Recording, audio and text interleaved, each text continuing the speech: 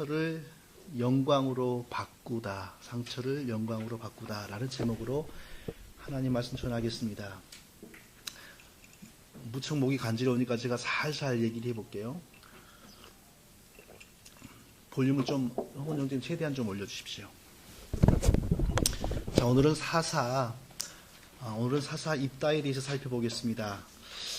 다른 사사들과 좀 다른 점이 있는데, 어떻게 전쟁을 수행했는지, 또 어떻게 이겼는지 이런 기사는 거의 나타나지 않습니다. 오히려 이 사사가 어떻게 성장했는지, 또 이 사람이 어떻게 사사가 되었고 지도자가 될 수 있었는지가 더 자세하게 나와 있습니다. 그래서 오늘은 이 사사의 성장 과정, 삶을 살펴보면서 우리에게 중요한 두 가지 사실을 살펴보겠습니다. 자, 첫째로 오늘 입다라고 하는 이 사사를 통해서 우리가 가장 먼저 발견해야 될 중요한 사실은 상처받는다고 해서 다 인생이 잘못되는 건 아니라는 것입니다. 상처받는다고 해서 또 불행을 경험한다고 해서 인생이 다 잘못되지는 않는다. 얼마든지 하나님 안에서 상처도 인생의 소중한 자산이 될 수 있다라는 사실을 우리가 발견해야 된다는 것입니다. 왜냐하면 바로 입다가 그런 인물이기 때문입니다. 입다는 상처받으면서 매우 불행하게 성장한 사람입니다. 아마 입다의 아버지는 좀 인생을 함부로 또 쾌락을 따라서 살았던 사람인 것 같습니다. 왜냐하면 이미 자기의 정실 부인이 있는 상황 속에서 다른 여인과, 또 성경에 보니까 기생이라고 나왔습니다. 기생을 통하여 오늘 본문의 주인공 입다를 낳았습니다. 어쩌다가 한번 갔는데 아들이 나오지는 않죠. 상당히 좀 이 쾌락을 따라서 마음껏 산 것 같습니다. 그리고 이 입다는 태어나서 이제 얼마 되지 않아서 아마 아버지 집으로 들어간 것 같습니다. 들어갈 때 어머니랑 같이 들어간 건 아닌 것 같고요. 입다 혼자서 아버지 집으로 들어간 것 같습니다. 자, 아버지 집에는 이미 큰어머니라고 해야 되나요? 또 아버지의 다른 부인이 이미 있죠. 그리고 그 아버지와 어머니 사이에서 태어난 아들이 적어도 2사람 이상이 이미 있습니다. 자, 이런 환경 속에서 이 아들이 밖에서 나와서 집으로 들어간 아들이 행복하게, 건강하게, 바르게 성장하는 것은 참 쉬운 일이 아니지요. 이 자녀들이 친형제 간에도 수없이 싸우는 일이 많습니다. 그런데 이 친형제가 아니란 말입니다. 그러니까 얼마나 이 아들이 커가면서 많이 다투겠습니까? 자, 그런 면에서 저는 자녀를 참 수월하게 키웠습니다. 첫째가 딸이었고, 그리고 1년 만에 둘째가 아들이 태어났는데, 아들과 딸은 서로 취미나 좋아하는 게 다르더라고요. 참 아이를 키워보니까 묘합니다. 요만한 어린 아이인데도 여자아이는 벌써 좋아하는 게 다릅니다. 발가락에 색칠하는 거 좋아하고, 이쁜 신발 좋아하고. 제가 아이를 키우면서 여자는 정말 태어날 때부터 여자구나. 그런데 아들은 처음부터 총을 좋아하고 비행기를 좋아하고 자동차를 좋아하더란 말입니다. 그러니까 나이 차이가 1살밖에 나지 않은데 서로 취미와 좋아하는 게 다르니까 서로 투쟁할 일이 없더라고요. 그래서 아이들이 조용하게 자랐어요. 그리고 5년이 있다가 막내가 태어났는데 이건 아들과 딸이 상관이 없습니다. 하도 나이 차이가 나니까 거저 그냥 위에 아이들이 그냥 양보해 가면서 대신 키워주더라고요. 그래서 아이들 3명을 비교적 수월하게 키우고 있습니다. 근데 입다는 이미 먼저 태어나 있는 어머니가 다른 아들들과 나이가 비슷했던 것 같아요. 그리고 그쪽은 최소한 2명 이상이고 입다는 혼자입니다.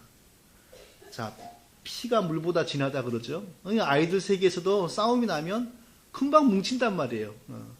한 어머니에서 태어난 아이와 다른 어머니에게서 태어난 아이가 금방 뭉칩니다.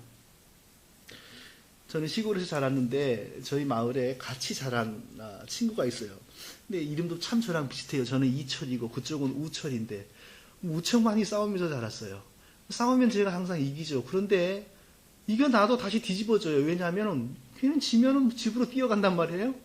근데 바로 위에 1살, 2살 형들이 있어요. 그래서 1살 많은, 2살 많은 형들을 데리고 오니까 제가 또 지죠. 이겨놓고도 지는 거예요. 그래서 오늘 곰곰이 생각했어요. 애쓰고 이겨봐야 자꾸 지는데 무슨 방법이 없나. 다음에 또 싸움이 났어요. 또 이겼습니다.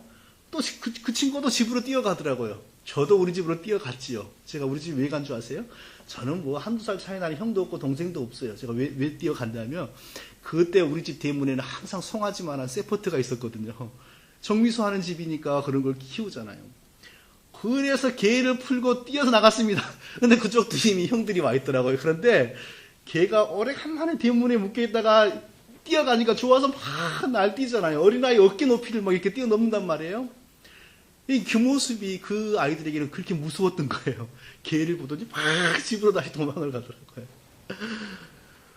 입다에게는 어머니가 다른 그 형제들뿐만 아니라 참 부담이 되는 분이 바로 어머니죠. 예, 친어머니 말고 계모라고 하나요? 뭐라고 불러야 되죠? 큰어머니라고 해야 되나요? 이런 경우에. 자, 그 큰어머니가 입다를 좋아할 리가 있습니까? 남편이 밖에서 나와가지고 데려온 아들인데 자기 아이처럼 키울 수는 없는 거 아니에요. 여자의 마음이. 남편이 있을 때는 친절하고 잘하지만 남편이 없으면 어떡하겠어요? 당연히 구박하겠지요. 그럴 수밖에 없는 거 아니겠습니까? 이 아들들이 나이가 비슷비슷한데 가장 먼저 태어난 아이가 아마 입다일 가능성이 높아요. 왜냐하면 훗날 성년이 되어서 이 형제들 간에 큰 분란이 일어났습니다. 근데 그 분란의 원인이 뭐냐? 누가 우리 집안의 장자로서 아버지의 그 모든 것을 상속할 것인가? 이거 가지고 싸움이 난 거예요. 아마 그냥 20살 무렵은 된 것 같아요. 이스라엘과 우리나라가 상당히 유사합니다. 우리나라와 이스라엘이 공통적으로 가부장적인 사회입니다. 가부장적이다 하는 것은 그 가정의 모든 어린이들과 어른들이 가장의 남편의 결정과 남편의 의사를 따라서 살아가는 거죠. 그리고 뿐만 아니라 많은 아들들 가운데 장남이 아버지의 그 계보를 잇습니다. 이 두 가지 면에서 이스라엘과 우리 한국은 같았습니다.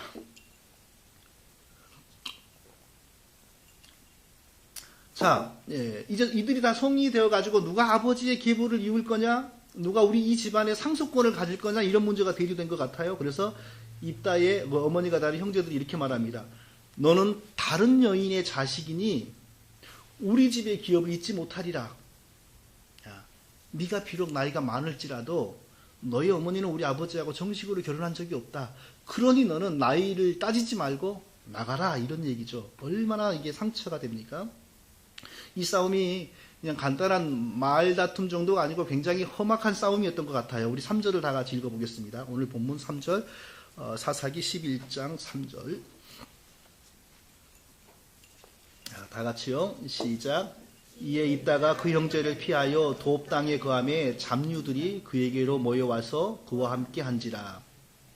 입다가 그 형제를 피하여, 보통으로 싸운 거 아니죠. 상당히 깊이 상처가 되도록 큰 불행한 기억이 될 정도로 싸웠습니다. 그러니까 그 형제들을 피하여 집을 나간 겁니다. 자, 집을 나가면 어떻게 됩니까? 그 인생이 더 거칠어지죠.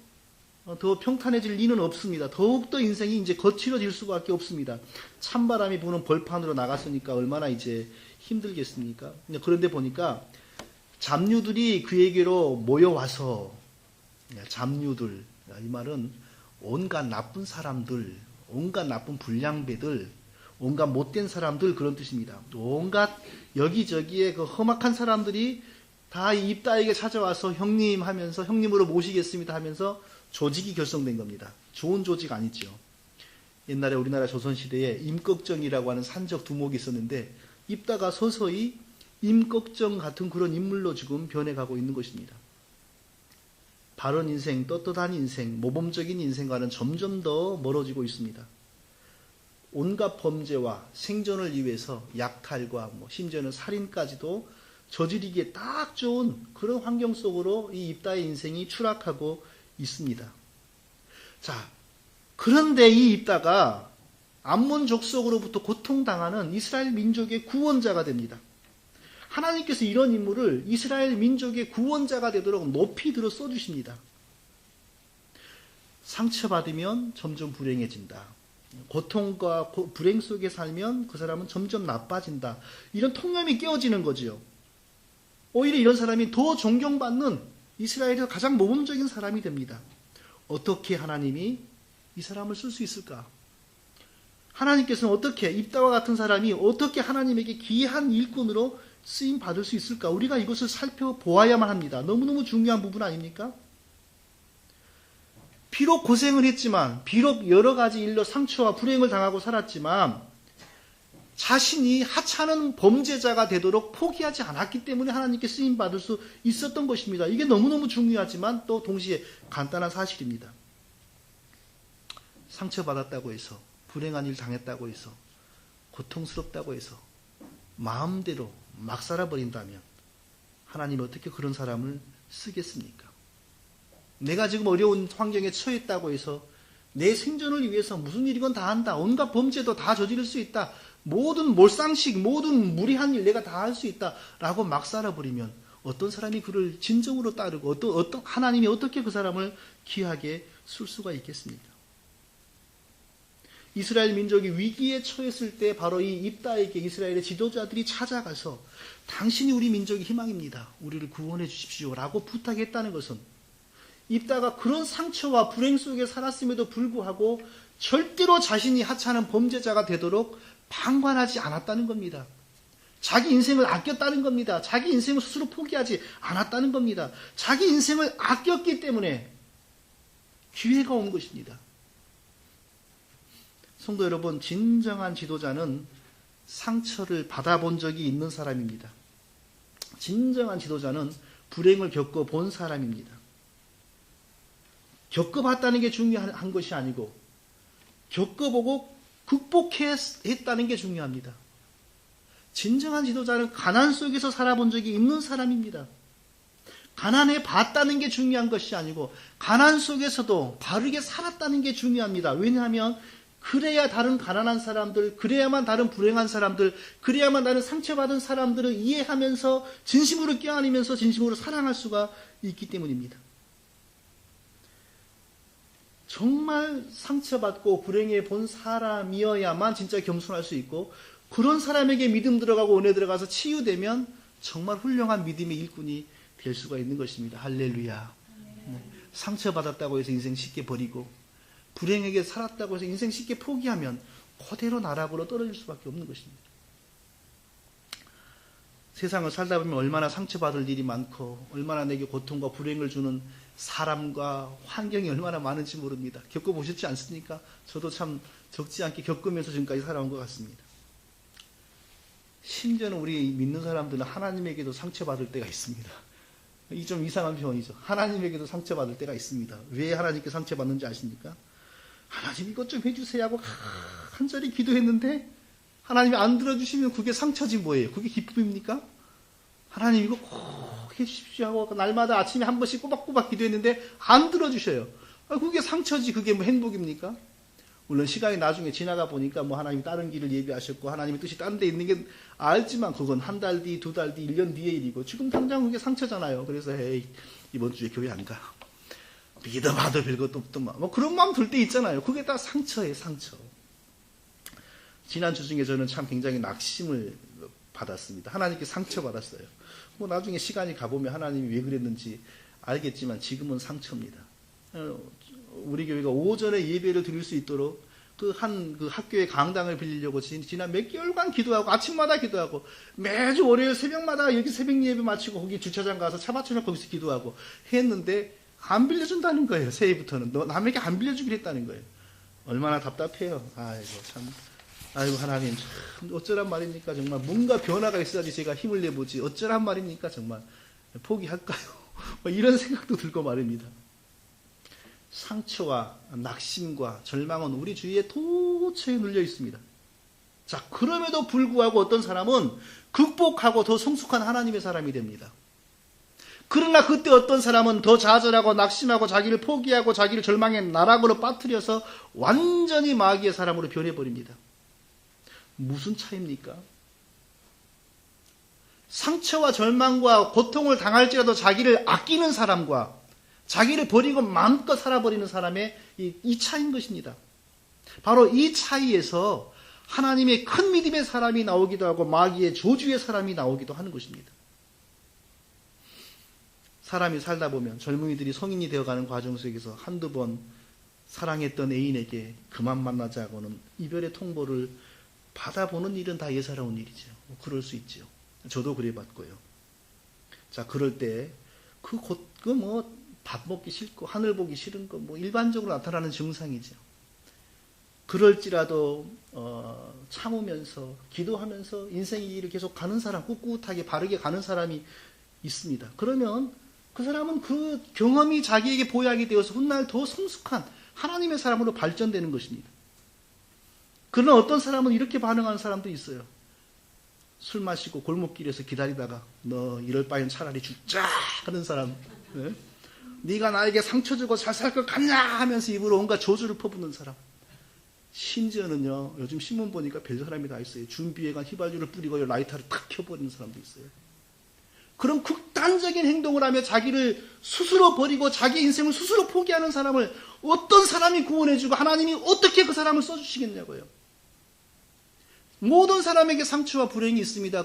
잘 되는 사람과 불행해지는 사람의 차이는 그때일지라도 자기를 아끼는 사람이 있고 그때일지라도 자기를 쉽사리 막 살도록 포기하는 사람이 있습니다. 그럴지라도 예의를 지키고 상식을 지키고 그럴지라도 정도를 가는 사람이 있고 그럴지라도 쉽게 예의와 상식을 버리는 사람이 있습니다. 바로 거기에서 마귀의 저주의 사람이 될 건지 하나님의 축복의 사람이 될 건지가 바로 거기에서 간단하게 결정이 되는 것입니다. 상처를 남에게 대갚아 줌으로써 내 상처를 해결할 수 있다라는 유혹을 사람들은 많이 받습니다. 그래서 상담학은 말합니다. 상담학자들은 공통적으로 말합니다. 누군가에게 상처를 주는 사람은 반드시 크게 이미 상처를 받은 사람이다라고 말합니다. 남에게 상처를 주는 사람은 이미 상처를 받았기 때문에 그 상처를 대갚음으로 하면서 자기 상처를 다루고자 하는 본능이 있다는 거죠. 가만히 보면 그런 것 같아요. 저는 미국 사회를 잘 모르니까 한국 얘기합니다. 90년대 초에 지존파라고 하는 이 사람들이 있었죠. 아마 대한민국 역사상 살인을 위해서 결성된 최초의 조직일 겁니다. 이유도 없어요. 무조건 외제차 타는 사람. 무조건 붙잡아가는 거예요. 왜 그랬나 하고 나중에 분석을 해보니까 이들은 다 고아 출신들입니다. 아주 가난하게 성장했어요. 그러니까 돈에 대한 상처가 있는 거예요. 그래서 그냥 무조건 외제차 타면 잡아다가 일을 저지르는 거예요. 네, 상처받은 사람은 남에게 상처 준다. 이 원리가 충실하게 나타난 거예요. 그에 또 무슨 뭐라고 하는 사람. 연약한 여자를 22명을 해친 사람이 있어요. 이 사람도 나중에 조사를 해보니까 모든 여자들로부터 버림받은 사람이에요. 상처가 있는 거예요. 그 상처를 고스란히 남에게 갚는 거예요. 이유도 없이 여자들을 공격하는 거예요. 성도 여러분, 우리가 상처를 받고 불행한 일을 겪으면 우리에게는 일단 가능성이 생깁니다. 무슨 가능성? 마귀의 큰 종이 될 가능성이 생깁니다. 그러나 꼭 그렇게 되지 않습니다. 내가 나를 아끼고 내가 내 인생을 끝까지 사랑하면 절대로 그렇게 되지 않습니다.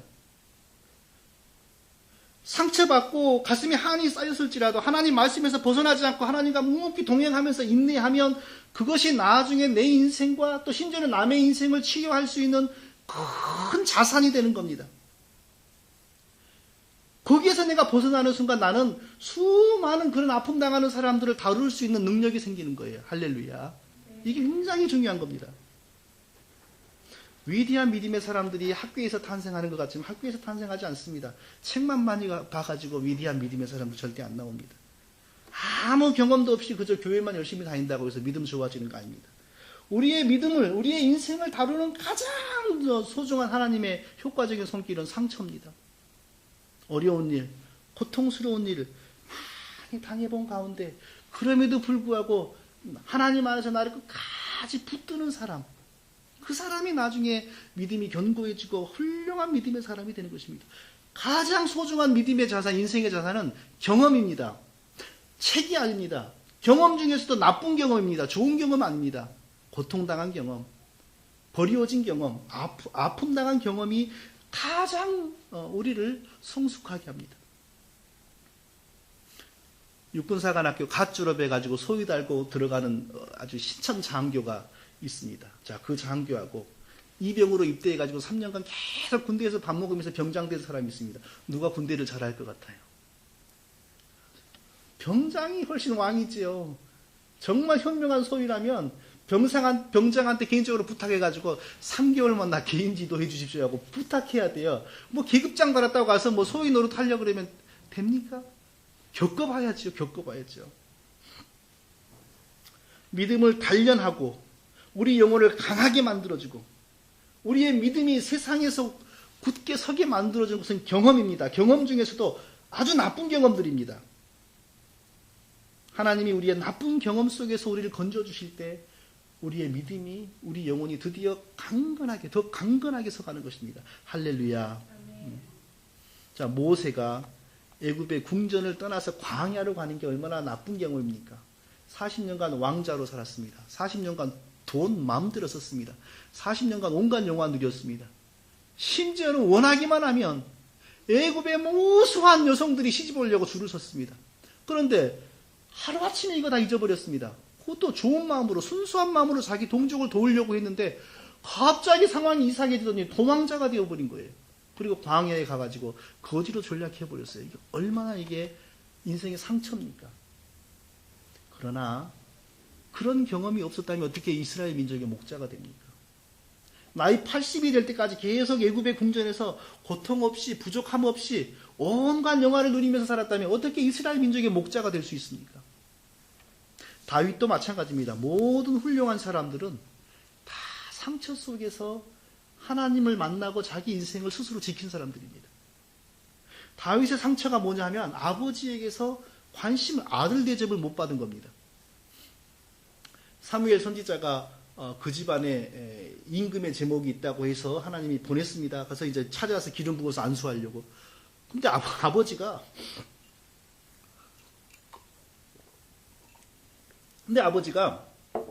다른 형들만 선지자 앞에 보여주고 자기는 안 보여주는 거예요. 그냥 들판에 가만 차박아 두는 거예요. 사무엘 선지자가 형들을 다 봐도 거기 임금감이 없는 거예요. 다른 아들 없습니까? 하나 비리비리한 거 있는데 지금 양치고 있어요. 그건 감이 아니에요. 안 보여주려고 그러는 거예요. 사무엘 선지자가 기어이 그 아들을 찾아내는 거 보니까 다윗이에요. 그가 왕이 된 겁니다. 뿐만 아니라 이제 좀 출세해서 이름이 알려지니까 사울 왕이 죽이려고 10년을 쫓아다니네요. 10년 동안 죄 없는 도망자가 되어서 10년 동안 도망다녔어요.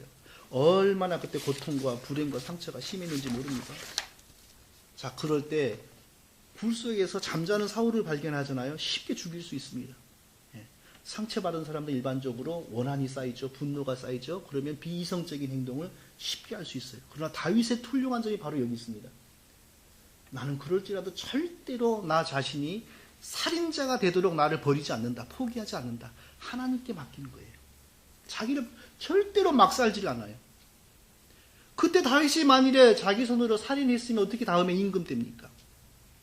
끝까지 자기를 믿음 안에서 고귀하게 지켜가는 거예요. 그러니까 하나님께서 딱 들어서 훌륭한 임금으로 쓰지 않습니다. 입다가 오늘 본문에서 주인공 입다가 그렇습니다. 자기의 불행이나 자기의 고통을 다른 사람에게 안갚음하지 않습니다. 다른 사람에게 상처를 주고 다른 사람을 불행하게 하면서 자기를 치유하려고 하지 않습니다. 집에서 쫓겨났을지라도 정도와 예의와 상식을 붙들고서 자기 인생을 끝까지 관리합니다. 그랬더니 기회가 옵니다. 자기를 쫓아낸 사람들이 찾아와서 우리를 구해 주십시오.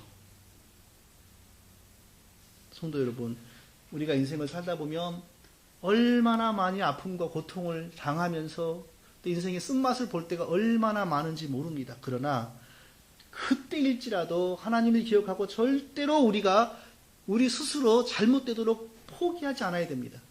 끝까지 바른 길을 가야 됩니다. 그러면 꼭 때가 옵니다. 어려움과 고통을 기도로 풀고요.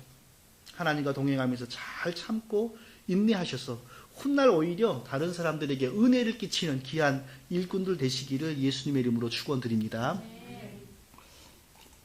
자, 둘째로 오늘 또 입다의 기사에서 우리가 발견해야 될 것은 하나님과의 관계가 성공을 가져다 준다는 것입니다. 하나님과의 관계가 성공을 우리에게 줍니다. 성공의 비결이 무엇이냐? 하나님과의 관계라는 것입니다. 입다도 예외가 아닙니다. 그가 그런 어려운 인생, 고통스럽고 힘든 인생을, 험악한 인생을 살면서도 성공하게 된 것은 하나님과의 바른 관계를 유지해 간 것입니다. 11절을 우리 다 같이 읽어보겠습니다. 11절.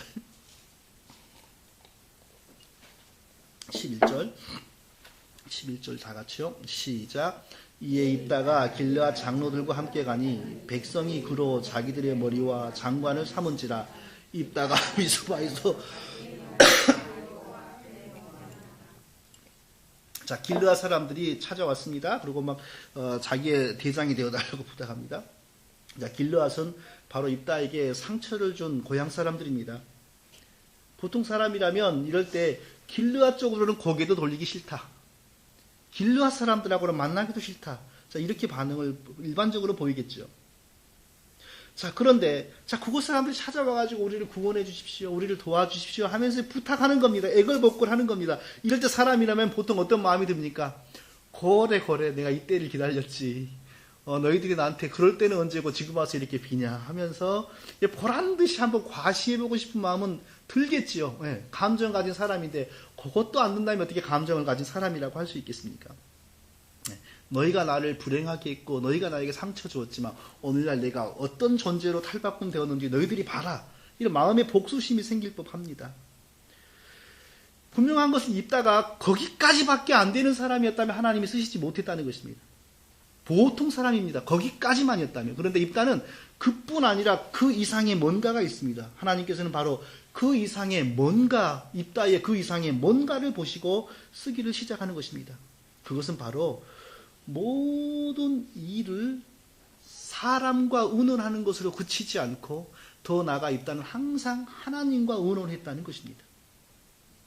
길르앗 장로들이 찾아와서 대장이 되어달라고 하고 자기들의 정말 장관으로 삼아준다는 이 약속을 2번이나 확인하고서도 거기서 끝내는 게 아니고 오늘 성경에 뭐라고 나왔습니까? 입다가 미스바에서 자기의 말을 다 여호와 앞에 고하니라. 그들과 대화하고 그들과의 계약서에 도장 찍는 것으로 끝내지 않고 입다가 미스바에서 자기의 말을 다 여호와 앞에 고하니라. 하나님 앞에 나가 모든 것을 이야기했다는 것입니다. 기도했다는 것입니다. 하나님의 인도하심을 구했다는 것입니다. 하나님, 이 상황 속에서 제가 어찌 초신해야 하겠습니까? 어찌 초신해야 저에게도 유익하고 이 나라에게도 유익하겠습니까? 하나님의 뜻을 구했다는 것입니다. 바로 입다의 이러한 면이 그가 그처럼 불행한 인생을 살아왔음에도 불구하고 범죄자가 되지 않고 파렴치한 인간이 되지 않고 귀한 인간이 될 수 있게 만들어준 것입니다. 그는 늘 하나님과 동행하면서 그의 아픔을 하나님께 토로하고 하나님으로부터 위로받고 하나님으로부터 상담받고 하나님의 인도하심을 받으면서 여기까지 온 것입니다. 흔히 사람들은 말합니다. 상처받은 사람은 포악하다. 상처받은 사람은 또 남에게 상처를 준다. 상처와 불행이 많은 사람은 뭔가 비정상이다. 이런 말을 흔히 합니다. 하나님을 모르는 사람인 경우에는 맞습니다. 하나님을 그 사람이 모르는 사람이라면 그렇게 말해도 됩니다. 그러나 그 사람이 하나님을 진정으로 아는 사람이라면, 하나님이 그 사람과 진정으로 동행하고 있다면 맞지 않습니다. 하나님이 그의 위로자가 되어주시고 하나님이 그의 상담자가 되어주시고 하나님이 그를 인도하시는 분이 되시는데 왜 어찌 똑같겠습니까? 아무리 마음의 고통이 심하고 우리가 아무리 어떤 어려운 일을 당할지라도 하나님의 임재, 성령의 임재를 맛보면서 마음이 말할 수 없는 신령한 어떤 것으로 기쁨이 오고 하나님의 역사하심으로 치유의 눈물이 흐를 때 우리 마음이 녹아지지 않습니까? 우리 마음이 치유되지 않습니까? 하나님과 동행하느냐, 하나님과 전혀 동행하지 않느냐, 이것은 너무나도 큰 차이입니다. 성령의 치유를 모르면 상처는 고스란히 우리에게 상처가 되고 또 남에게 상처 주는 사람이 되고 또 남을 불행하게 만드는 사람이 됩니다. 그러나 하나님 안에서 내가 치유받고 있고 하나님 안에서 인도함 받고 있으면 오히려 나의 불행이나 상처는 나를 더욱 아름답고 나를 더욱 깊이 있는 인간이 되도록 변화시켜주는 소중한 자산이 되는 것입니다. 믿습니까? 29절에 보니까 입다에게 여호와의 신이 임했다. 여호와의 신이 입다에게 임했다라고 했습니다. 성령이 입다에게 임해서 성령 충만해졌습니다. 이날 하루만 일했겠습니까? 저는 그렇게 생각하지 않습니다. 늘 어렵고 힘든 일이 있을 때, 늘 하나님의 위로를 받기를 원할 때, 늘 하나님의 상담받기를 원할 때, 늘 하나님의 인도하심을 받기를 원할 때, 그때마다 하나님은 입다에게 찾아가셔서 그 마음을 어루만지셨고 하나님의 신이 그와 함께 하셨을 것입니다. 그래서 입다는 그때마다 힘을 내고 더 아름다운 인생의 비전을 향하여 뛰어갈 수 있었던 것입니다. 성도 여러분, 말씀 마치겠습니다. 우리 인간은 환경에 영향을 받습니다. 환경이 나쁘고 어려운 기억들이 많고 경험이 많을수록 우리는 망가질 수 있습니다. 그러나 하나님이 우리와 함께 한다면, 하나님 안에 우리가 있다면 꼭 그렇지 않습니다. 오히려 그 모든 일들이 우리를 더 깊이 있는 믿음의 사람으로, 더 나아가 다른 사람에게 은혜를 끼칠 수 있는 치유자로 쓰임받게 해주는 소중한 자산이 될 수 있습니다. 저와 우리 모든 성도님들이 앞으로 당하는 모든 어려운 일들, 아픈 일들, 상처들 하나님 안에서 다 치유받으면서 더 성장하시기를 예수님의 이름으로 축원드립니다. 하나님 아버지, 험악한 세상에서 늘 우리는 고통당하고 상처받습니다. 그러나 하나님, 우리가 망가지지 않은 것은 하나님의 돌보심이, 하나님의 위로하심이 있기 때문인 줄로 믿습니다. 하나님, 우리를 위로하시고 우리를 모든 아픔으로부터 건지시며 더욱 성장하게 하여 주시옵소서. 예수님의 이름으로 기도합니다. 아멘. 자, 우리